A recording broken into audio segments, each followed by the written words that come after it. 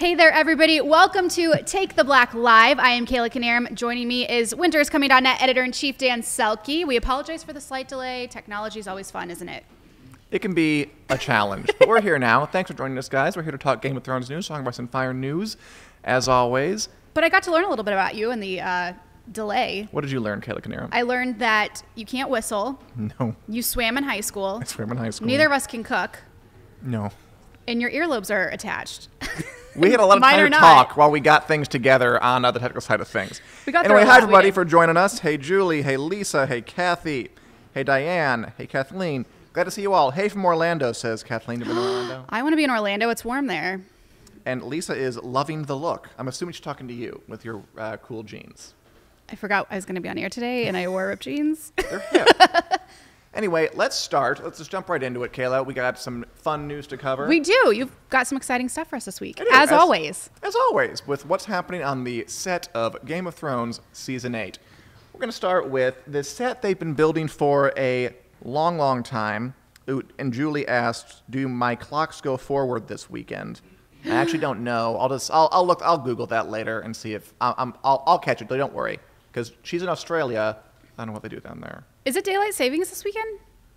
I'm not ready for that. Is it daylight savings this weekend, everybody? We lose an hour. It is. I'm being told it is from our crack staff. Anyway, the Game of Thrones crew has been building an enormous, gargantuan set on the back lot of Titanic Studios in Belfast, Northern Ireland, for 5 months now. It's a long time. Let's put it in perspective. 5 months to work on one set isn't just a long time. It's pretty much unheard of for a TV show. Can you imagine? It is staying Cheers building a 5-month set? No. It's ridiculous. It's insane. And it's gotten to the point where it's so detailed. They spent so much money on it. They've poured about $1.38 million into this set, this King's Landing set that has towers and buildings and a street and a huge kind of glistening white tower in the middle. Does it have a drawbridge? It doesn't have a drawbridge, because King's Landing, it's not really around rivers. I mean, it is, but it's not such that there's a drawbridge to it. Just a gate. Yes. We have a new picture here to see how beautifully detailed it is. And it's gotten to the point where, and hello Daniel, hello Nicole, hello everybody, glad you can join us. Gotten to the point where they've put in so much money and time that, according to the Belfast Telegraph, HBO is going to keep the set standing even after filming on Season 8 is over. I love this. Why do you love it, Kayla? So fans can go see it. That's one of the reasons. Yeah, that is really nice. So after Season 8 is over, fans will be able to go visit this huge, look at that there, this beautiful King's Landing set, and see it for themselves, which is a really nice thing to do for them, kind of to honor the people who have followed the show all the time and let them just walk around King's Landing. Dan, it is my dream that you go visit the set. How about yourself? Same. I'll go visit it. So these are the places I've been. Full House, Oh, Mrs. really? Doubtfire house, Home Alone house, Carrie Bradshaw's Stoop from Sex and the City, and Monica's apartment on Friends. You take this seriously. I didn't know I that. am a huge fan of going to places that are in movies and TV shows. Wait, the Friends thing, is it like an actual apartment front or something? It's at the corner of Grove. No, wait. Grove and Bedford. Is that Friends or Sex and the City? That's Friends? I'm getting confirmation that is Friends. Grove and Bedford. So it's the outside shot of Monica's apartment. It's not the actual set that they used, because that was in the Warner Brothers lot in LA. Which also I want to go visit that set and get my picture taken on the Central Perk couch. At some point. That set is still up at WB. I took if you take the tour. Breaking Bad walking tour in Albuquerque, New Mexico. That's really cool. I thought it was pretty fun. I Yeah. love Breaking Bad. got some jokes. I want to do the Sound of Music tour through Austria. That would be great. I'd love that. Getting a hot air balloon or something. Anyway, so real life sets are cool and fun for fans to visit. Absolutely. And there could be more to it than that. Like Kathleen suggests, how about it for a future show or a prequel? And according to the Telegraph, they did say it's going to be for tourists, for fans to visit, and also because, you build this giant castle set that's so elaborate and so detailed and well done that they plan to use it for, and I'm quoting, future movie projects. So it's a good way for HBO to get its money's worth. Although we have to wonder what future projects. We know that HBO is making 5 Game of Thrones prequels, or developing them at the moment. Not all of them will get made, I'm sure, but they're developing 5. Mm-hmm. So, I mean, what if they make one that's literally set during a point in time in Westeros when King's Landing's still standing. It couldn't hurt to have a ready-made, beautifully detailed set of King's Landing still standing. Exactly. Or Same also, time. I mean, what movie doesn't want a castle? Some medieval thing, King Arthur. You can use a castle for a lot of things. We haven't had a good period movie in a while. We had some bad ones. We had that King Arthur one starring, who was it? Arnie Hammer or something like a year ago? Yeah, I didn't see that. That tanked. Charlie Hunnam. I get him confused. Sorry. Oh. Oh, Julie says that you're gorgeous, Kayla. That is so devoted. I'm guessing about the friend stuff. Well, thank you, Julie. Or obsessed, either one. Oh, and Anna is from Austria. Fun fact, Sound of Music, not very popular there. Why not, Anna? It's so good. It's huge in America. It really is. All these years later, it really is. That's disappointing. But I'm sorry if tourists annoy you, Anna, if you're in Austria and they ask you about Sound of Music and if you spin in the hills. I also met Julie Andrews. No, you didn't. Seriously? True story. My first job in LA, hostessing at the P.F. Chang's in Santa Monica, she came in with her No family. way. It was right before her husband died. I would die. That's Yeah. so cool. It was like probably the coolest thing that's ever happened to me. Yeah, that would be badass. Did you get an autograph or anything? No. No, that's too much. Also, Adam Sandler came in a lot, and Helen Hunt, and Tom Hanks, and who am I missing? It's not important. Whatever, Julie Andrews. Julie Andrews was like, yeah, the biggest celeb I saw. I thought I saw Sigourney Weaver once, but it was just a woman who kind of looked like her from the back. Cool. Anyway, that's exciting. One suggestion has been that because we know that after the Game of Thrones crew clears out of Titanic Studios, Disney, the word is, Disney is going to be using it to make Star Wars films, which does make some sense because we also know that David Benioff and Dan Weiss, the producers of Game of Thrones, are going to work on Star Wars films, so why wouldn't they want to go back to their old haunt? Mm-hmm. So maybe they could use the castle set for that, but on the other hand, who needs a castle in a galaxy far, far away, outer space lasers and lightsabers and stuff? That is interesting. But the point is, Being set in space. it's just one suggestion. But the point is, it's going to stay standing, which I really do like. I can easily see myself using it as an excuse to travel to Northern Ireland, take a sightseeing tour, and walk around King's Landing. I want nothing more for you. Truly. You keep saying that. I want you an extra on the show. I want you to go visit the set. I'll try for an extra on the prequels. I got one response on Twitter when I announced, like, they're going to get the King's Landing set up. And someone said, there's going to be so many Cersei fans walking around naked in that thing. Ooh, yeah. Please keep your clothes on. There'll probably be a sign after a while. Anyway, speaking of naked Cersei. Speaking of. We have some Great segue. intrigue from the Season 8 set involving an actress named Rebecca Van Cleve. Not a name you might recognize, but you know who she is. You recognize her body. You recognize her body. Because Rebecca Van Cleve is the actress who stood in for Cersei Lannister during her infamous Walk of Shame scene during the Season 5 finale. You remember imagine that one, right? doing that? No, I cannot. Just having to walk naked through a huge crowd of people and being filmed. And also, they're like throwing stuff at her, my and nightmare. they're jeering at her. Right. It must have been very uncomfortable. I will say that editing was amazing. You could not tell. To this day, that's one of the sequences that kind of sticks with me. I think they did it really well. I mean, what really impressed me about it, we're kind of getting off topic a little bit, was that it's a naked woman, a beautiful naked woman walking through the streets. And Game of Thrones had a problem sometimes with objectification, Mm-hmm. but they kept it very focused on the pain and very focused on the angst and the drama. So it wasn't... Versus it being, a naked woman walking through the street. It didn't feel No, I know what you mean. I get that. illicit at all. Right. Which, I mean, it's incredibly powerful and strange and distorted and demented, but I thought it did what they did. I thought the sequence was a big success, as you measure that kind of success. Anyway, Rebecca Van Cleve, the actress who played the body double, is... and Sam Bradburn, lol, I came in at the wrong time. Probably if you just came in and heard us talking about naked ladies walking through streets and not being illicit. Anyway, Rebecca Van Cleve, the actress who played Cersei's body double, is back on the Season 8 set. There was a casting agency. Naked Cersei. I mean, that's really the only conclusion we can come to, right? Like, why else would they have her? There was a company called Industry Casting that tweeted it out. The tweet has since been deleted, saying that she's back on the Season 8 set for a repeat role. And she was in town for like at least 3 days, maybe more. And this conclusion that we get from this is what, Kayla? We're going to be seeing Cersei naked in season 8. Cersei's going to be naked in season 8 for some reason. Why might she be naked, Kayla? What could happen? What could possibly go wrong for Cersei in season 8?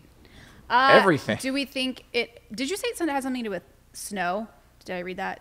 Yeah, that's another part of it. The other intriguing thing is that the actress, Ms. Van Cleve, posted an Instagram picture of herself. She's, Wrapped she hasn't been indoctrinated to the point where she knows not to do anything like this yet. In a tent on set, basically saying that, oh, what a long day of work. My hair is messy and tangled, but I'm working with the best actors in the world, which tells us, okay, so they're bringing back the Cersei body double, which means Cersei nude scene, and she's filming outdoors? Yes. In the snow? Do you think she runs into the dead? I don't know what that portends. I mean, it's possible we the actress know Jon is just Snow like... is at King's Landing, yes. We do. At some point, he'll go to King's Landing at some point. But at that point, Cersei looked fine. Right. She was fully clothed. So it's an intriguing cocktail that I don't know quite what to do with. What do you guys watching think that means? A nude scene with Cersei, possibly outdoors in the snow. My take is I think they're probably going to film an indoor sex scene, maybe with Euron Greyjoy, with whom she... Because she made certain promises last season. Yeah. She's kind of stringing him along to get his alliance, but he wants to, get down. I'm hoping that the actress was just like going out for a smoke and for a craft services donut to the tent. Craft services is great. Have you ever been in a set where they have craft services? Yeah. When I did my background work. Is it in a tent? Yes, it is. Is it really? Mm-hmm. Oh, in that case, okay, we crack the case right now. Because I can't think of a scenario where she would be naked in the snow. It doesn't make a lot of sense to me. Unless they wanted to, like, recreate the Walk of Shame scene, in which case, why? White Walkers? Maybe she's naked run-in with them? God, it should be interesting in Season 8. And I'd love to hear what you guys think. What do you think that portends? Ooh, Julie says baby birthing or getting it on with Euron or the Night King. Right, she's pregnant. She is pregnant. We could see a horrifying birth scene in the snow. Who doesn't love that? Jeez, that would be a way to go out, wouldn't it? Keep raising that bar, Game of Thrones. Anyway, any other thoughts on this, Kayla? Now I can't stop thinking about that. So, no. Sweet dreams, everybody. I still don't know if she's pregnant. I know she says she is. It's true. It's true. We're sure. Could not be. People have claimed that she could too. be lying. Cersei, not the most truthful person in the world. Mm-hmm. Finally, before we sign off for the day, I want to congratulate Ashley Eartham for winning the 2 tickets to the Game of Thrones live concert experience last week. Congratulations, Ashley. Very, very cool. Hope you enjoy that. And I want to tease that next week we're giving away something that, in my opinion, might be even cooler. We've partnered with Fun.com to let you choose from an array of Game of Thrones prizes, like really cool, expensive Game of Thrones prizes, including a Stark shield made of actual steel. There it is up there. A Dothraki ankh. The helmet the Hound has is in the shape of an actual hound's head. Really cool. A Lannister shield and the knife that Arya used to kill Littlefinger. Are those weapons sharp? I don't know, but when we do the giveaway, only over the age of 18 is allowed to participate. But that's going to be next week. Next Wednesday, we're going to have that giveaway. So come on back, and you could stand a chance to win one of those. Those are legit. Kick butt items. I agree. Is this like a U.S. thing again? It is a U.S. If we're thing, shipping? yes. Okay. Sorry, Julie. So, yes, sorry, Julie, as always. And friends. But thanks to Fun.com. And, right? Wow, they're really good. Congrats, Ashley, of course. Oh, wow. Yeah, it's pretty exciting. So I hope to see you guys back next Wednesday for that. But before we sign off, we're going to invite Josh Hill onto the show for another episode of A Song of Dan and Josh. Kayla, have a good time. Glad seeing you. Where we go through A Song of Ice and Fire chapter by chapter and give us our insights. Josh, how you doing today? I'm doing very well. Good. How are you doing, Dan? I'm doing well. I think you should say, we got a comment last week where I think someone said, Josh never says hello. So hello. Say hello to all the commenters out there. Julie Davies. Hello. Juan Barrar wants to know what time. Juan, we're going to be back here 4 p.m. Central Time next Wednesday for this giveaway. So I hope to see you and everybody you've ever met there. Yeah. Anyway, Josh, today we are going over 2 chapters from Game of Thrones. We got Tyrion IV and Arya III. Yep. Let's start in with Tyrion IV, or Tyrion's Adventures on the Road with Catelyn. What'd you think of this one? It reminded me of the first time on the show when I thought of Tyrion as not really like evil Lannister-ish, more of like he's the good guy Lannister. And we kind of saw that in this chapter, in that he buddies up a little bit when they get attacked and everything. And basically he saves Catelyn at one point. Yeah, he does. So, and this is kind of like the building of the trust of Tyrion to the reader. To me, this is like, all right, we kind of had that with the chapters with Jon when he's talking to him on the wall. Yeah, I think we did. And this is kind of reinforcing that to me, where he's not just doing that one time. This is a prolonged thing. We can trust Tyrion, because the same thing happened with Jaime too over the course of the show, where now we've come around to Jaime and we really like him. We're like, okay, because in the first couple of seasons, it was like, we don't like him. He's pushing Bran out of towers and he's banging his sister, and like we don't really like that.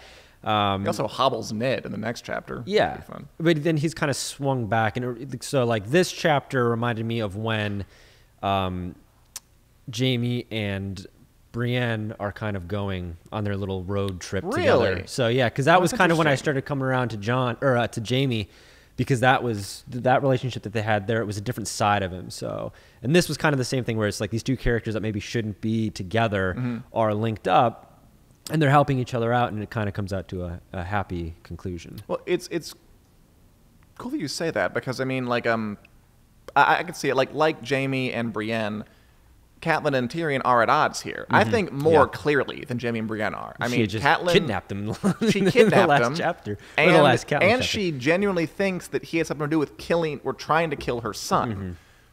And I feel like their relationship is more antagonistic. And it's interesting you say that Tyrion is coming off as good here, because this is the chapter, by the way, everybody, where Catelyn's taking Tyrion to the Vale, to the Eyrie, and they are set upon by the Mountain clans, who are just kind of brigands that just want to kill them and take their stuff. And there's a battle, and they win. And there is that moment toward the end where Tyrion, like you said, he doesn't like Catelyn, obviously, because she's kidnapped him. But he decides to help her anyway. There's even a line I wrote down here. Oh, here we go. Okay. Okay. Let them have the bitch, Tyrion thought, and welcome to her. Yet somehow he was moving, and then he kills a guy with her. At the same time, I know that'll be a long time. That's great bonding. That's excellent bonding. Well, yeah, that's how I made all of my friends. Yeah, just murder the guy who's going to murder them. But also, I mean, I feel like he's darker in the books than he is in the show. Like he has some sick stuff in this chapter. He thinks a lot about when he's going to kill people. I think this is the first time we hear a Lannister always paid his debts. Kirkland would learn that someday, as would his friends Larys and Mohar, and the good Sir Willis, and the sellswords Bronn and Chicken. So he's thinking, I'm going to kill all these people when I get out of this. And then once the fight starts, that jerk-ass singer who distracted him the first time, he crushes his fingers for fun after a horse falls on him, and he's just like, oh, guess it happens during a battle, because he is not a fan of that guy. No. So he does come through in the end, but we're definitely getting light and dark sides of Tyrion in this chapter, I think. I could see them pulling that off in the show, though, like Tyrion doing something like crushing a guy's finger who had just kind of sold him out. But it would be more of a coy thing. It would come off lighter than it did in the book. He's kind of an a-hole in the book. Like that comes across more here than it does in the show, which I kind of like, because he's coming out of it. I'm assuming he's going to come out of it more than he did on the show, so it's going to feel more of like a complete arc of this is where he was, where he is kind of still working that Lannister poison through his blood a little bit, where he is kind of sick and twisted, and then he's going to come out of it on the other end like better, I guess you could say, healed from his bloodline. You could say that. Yeah, I could say that. I mean, because he still has the heart of gold thing going on, because he does save Catelyn, but he also has the valid instinct to not want to be kidnapped anymore. Because again, he's innocent, and he knows he's innocent. What do you think of the kind of the muddled aspect of the chapter?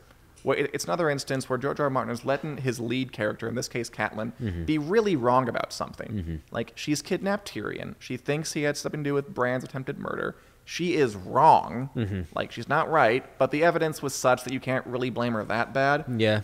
But she's in a situation where she's taking this innocent but kind of asshole-ish man to face justice.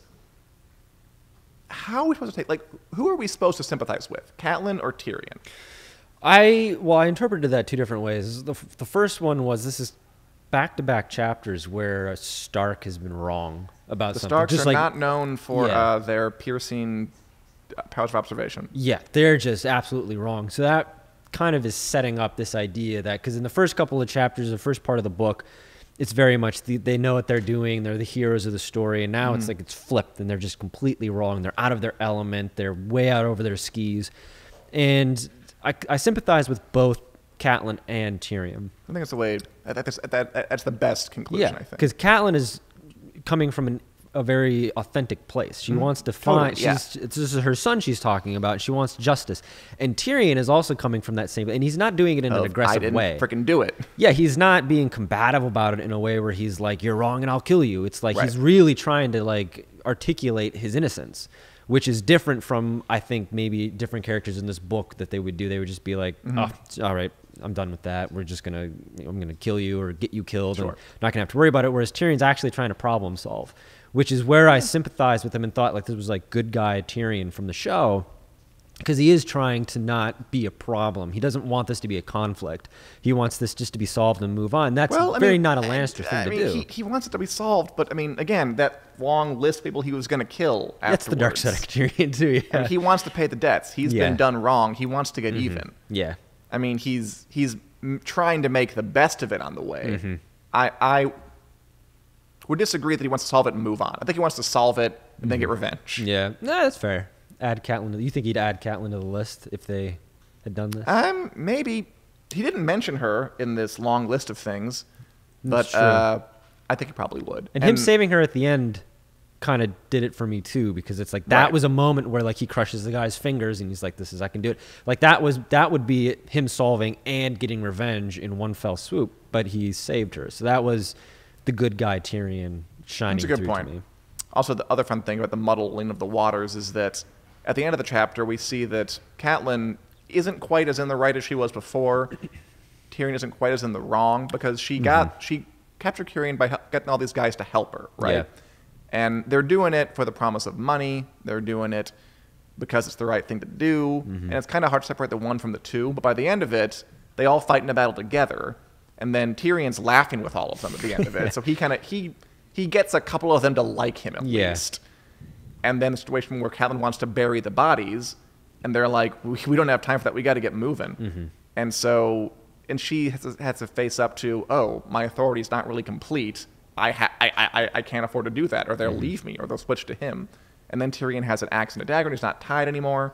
So they kind of go into this fight being Catelyn's clearly in the right, Tyrion's clearly in the wrong, and they come out of it, everyone's a little more on an even playing field, even though they're all, Tyrion's still technically a prisoner. Yeah. He has a greater degree of power, which I thought was a fun and natural progression. I liked that. And finally, we meet Bronn in this chapter. We do. First Hello, Bronn Bronn appearance. What do you think of that? I liked it. It was low-key. I felt like his description, and we've talked about this with other characters, his description in the book made him sound more like a heroin addict than he really is on the show. It's like he's got a gaunt face. It was Just read it. It was I wrote it down. Our first look at Bronn ever in the book. He was near a shadow himself, bone thin and bone hard, with black eyes and black hair and a stubble of beard. Like, kind of, from the book, but all that near a shadow, bone thin, bone hard, it does make it sound like a heroin addict. Yeah. But, it's close enough. Close enough. They got it. You can't find a rail thin person. Ooh, Nicole Marie has a good comment. The road to hell is paved with good intentions. The Starks are trying to do right, but it keeps going wrong. I'd agree with that. That's good, Sounds about right. I could agree. I get that. Finally, one other little bit before we move on from this chapter. Shadow cats are something they mention a lot. I think they're just mountain lions, but it's like a silly fantasy name for a mountain lion. He's trying to build his own world. I can't kill him for that. No, it's fine. I mean, what's cool about the first book from the fantasy perspective is that as you've noticed, except for the very first chapter when there's White Walkers, there's been zero fantasy stuff. Yeah. It's all, incest and conspiracies and I guess just the wall is kind of fantastic. Yeah, what's happening at the wall is just like normal Full Metal Jacket stuff. Yeah. But that's also why people love the show so much. Why it was such a mainstream success is it's like, because I remember watching the first season and lots of people were saying that they're like, oh, this is a fantasy, because it was kind of billed as a fantasy show. Right. And it is a fantasy show. It is a fantasy show. And they were like, oh, it's Lord of the Rings-ish and all this and that. It's and not it's like, Lord of the Rings-ish, though. First episode, White Walkers and all that. And then the rest of it, it's like, it's kind of like the old thing where it's like you want to make a movie that's about something, but it's not about it. So like you'll make a boxing movie that's not about boxing. It's about the characters, and you'll never show the boxing. And it's like this. This is a fantasy show, but it's all about the politics. It's all about the character building. And it's more subversion, like we talked about last week. Where it's the fantasy epic, but a different angle on it. Different subversion to it. And I dig that. I like that. Yeah. So. All right, moving on. Let's go to Arya III, the third Arya chapter ever. What happens in this one, Josh? Well, Arya goes off and does her Arya thing. She sneaks around and, she's chasing cats. Chasing a cat. For Syrio. And, and then she hears a couple of guys talking who I guess is Varys and I don't know who the other guy is. Yeah, okay. So she chases a cat. She gets lost. And she ends up in, a dark, someplace under the Red Keep. Yeah. She sees the dragon skulls, which happens in the book. And I was curious to get your take on this. So this does happen in the show. She chases a cat. They skip over that whole Tommen and Marcella part. Yeah. They don't include that. But and then she overhears two guys talking about. Well, what do they talk about? It's like the dragon and the lion or something like that, and they mention Drogo and kind of Marine and all the stuff that's happening over there. And the war is not going to start until the hand. They're talking about well, could you kill this hand too? Yeah, and there's more players entering the game and this and that, and so it was very much like setting. It was like another world building thing where it's like we're getting this information about because we understand. We've kind of seen everybody in their own element. We've seen King's Landing and over in. Are they in Marine? Is that where they are? Or not yet. This is King's Danny Landing. Danny and not even close. Drogo. No, okay, no, they're just wandering around. Over in whatever it is. Over Essos. There. Essos. The other comment. They're just kind of wandering around the great Dothraki Sea. But we've had them there, and we got up north, and so this is kind of, to me, it was threading it all together. Like we know about them, so it's like it's not some like foreign place to them. It's like we know that it's Drogo and everybody like that. There's going to be a war. We know they want to come to King's Landing. So it kind of advanced the plot in that way to me. And it was in a cool way where we got more of Arya's character in that she's this, we already got this, she's kind of the rebel without a cause and she's like sneaking around. Independent. And that actually advanced the plot where she's not just sneaking around for sneaking around. She's sneaking around. And, by the way, she stumbles upon this. Yeah, so, which ends up being Varys. And it's Varys is one of the guys she overhears, and it's Illyrio Mopatis, which is a minor character from the show. He's bigger in the book, but he was the guy that Dany and Viserys were staying with in somebody's mansion at the beginning of the book. Oh, okay. And he's the one who kind of officiated the marriage to Drogo. And so he's in King's Landing. I wouldn't say it's world building. It's more like world connecting, like you said. Yeah, I guess that's fair. Yeah. That we're Daenerys' thing is happening over in another part of the world, other part of the book, and we're actually we're kind of connecting it, which is kind of exciting. Because you have to wonder if you're reading this, like, why are we reading about this weird dragon or this weird silver-haired lady? Yeah. But it links up, it connects, which is cool. Okay, we're good. I think we went out there for a sec, but we are back. Sorry if we lost anybody there. Okay, my question for you is, if you hadn't seen the show, or even if you did, would you have realized who these people were? Do you know that Varys was involved in this scene? I kind of had an idea about it. I wasn't 100% sure. I was trying to figure out who they were, because I figured, because this has kind of happened before. It happened in the Sansa chapter, where she saw somebody that she didn't know, but it ended up being somebody that was pretty important. So I kind of figured that they were going to be characters we had already met. Just Arya didn't know who they were. I didn't know who the other guy was. I kind of figured Varys was one of them. I thought maybe Littlefinger would have been another one. I don't know. It's just the way that they were talking about sneaking around and just being generally sneaky. The sneaking around and kind of the talking about Daenerys and all that. I figured it might be somebody who was something to do with that. So fair enough. That was kind of a tip to me. I mean, it also tells us that Varys, again, isn't being honest with Ned. He didn't tell him any of this stuff. He's talking about this in a weird, shadowy area with some weird dude. So he's obviously got something underhanded planned. I did appreciate like the code that they're talking into, like the lion and the dragon are going head to head or something. Yeah, that's always like good, some secret good society. Like, yeah, that was kind of fun. I liked that. And also, I mean, it's the kind of code talk that Arya, wouldn't really get. Or again, it's like Sansa, where she doesn't get all of it. Yeah, like it's pretty clearly in reference to Ned, but when she actually tells Ned about it, he's like, they're just actors. Yeah. Should he have taken her more seriously? I think he should have. And I think this goes back to what we had in the last Ned chapter, which is he's just so dug into his own thing that the blinders are up. And he's like, I know what I'm doing. I'm in complete control of this. And it's like, you have no control over the situation whatsoever. That's a good point. Yeah, and it almost makes it more tragic because not only is somebody from the outside kind of trying to pull him off and be like, look, reconsider the situation, it's his daughter who's doing it. It's not some like random character who's like, I think you might be wrong. It's his daughter literally pleading to him like, you need to listen to me. And he's like, no, you don't know what you're talking about. And that's a tragedy to me. That makes it tougher to swallow. That's one more warning sign that's just not getting through Ned Stark's like a lot of others. It almost made me just kind of like write Ned off a little bit. I'm like, look, this can't be helped. Like you've had so many red flags raised here. There's just no helping this. Like I know it's going to happen, obviously. I know. We could be biased because we know what's coming. But maybe that's my defense mechanism. I'm psychologically just being like, nope, I'm preparing myself. So one thing I wanted to quickly point out is just to keep with our little movie genre metaphor. If the Ned Stark chapters are like a noir murder mystery, then this one was kind of like a Nancy Drew mystery where the little girl is like stumbling into a dark corridor and overhearing people talk about interesting plots and then trying to like be plucky and solve it herself. Oh, man. You have to have somebody like draw up this artwork. Like I'm just like picturing Arya like sneaking around like, book cover and everything like that. And you can find it, and then you can find it on the Winter is Coming Facebook page. I can see it. So. It's like she's like in the corner, and like there's some taller guy with like a coat on, talking skeevily in the night. I like that. The Nancy Drew chapters and the noir chapters. And finally, talking about George R. R. Martin's language, I want to point out really quickly. This is a phrase he uses a bunch, so I figured we'd just note it. When Arya overhears Varys and Illyrio Mohatos talking, Illyrio talks in the liquid accents of the free cities. Yeah. When you read that, what does that mean to you? I interpreted that as like the Blade Runner language that James almost speaks in Blade Runner. It's like a mixture of like, it's like, I forget what it exactly is, but I think they wrote it like as a mixture of like Mandarin and like there was a bunch of different like Asian languages like meshed into one Blade Runner language, because that was like the thing, is like it's all this meshing thing.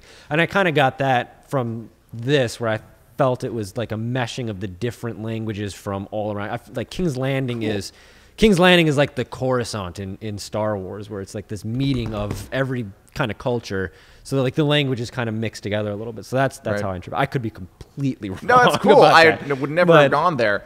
I just thought it was like a writerly way to describe a foreign accent without really describing it at all. Oh. Because he'll come back to that. Like whenever someone's from Essos, they have a liquid accent. And I'm like, what the hell does that sound like? Like it doesn't really mean anything. Liquid. But apparently it liquid. I figured deal. Liquid. I figured fluid language. I felt like he was going in and out, weaving in and out of different kind of dialects. I like it. Yeah. Ooh, okay. Any other thoughts on either of these chapters, Josh? No, I enjoyed them. So. Cool. I think next week we can hit the next two, which I think is Ned and Catelyn. Quick Ned one and then a longer Catelyn one. Okay.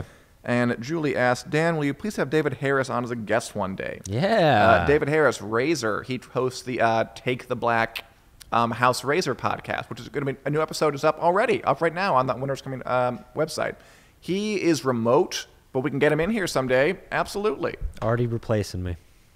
No, he wouldn't do this. Razor. He would do his own segment where just called Razor Yells About Stuff. I don't say hi all these times, and now I'm getting pushed out. If only I had known. You have to respond to the viewers. They shape you as you shape them. It's true. This is true. We have a relationship. It's the fluid. Anyway, this is a lot of fun, guys. We'll be back next Wednesday at 4 p.m. Central. We're going to give away those great fun.com things, talk about more Game of Thrones, talk about Fire News, and go through more Game of Thrones chapters with Josh Hill on A Song of Dan and Josh. So until next time, have a great night.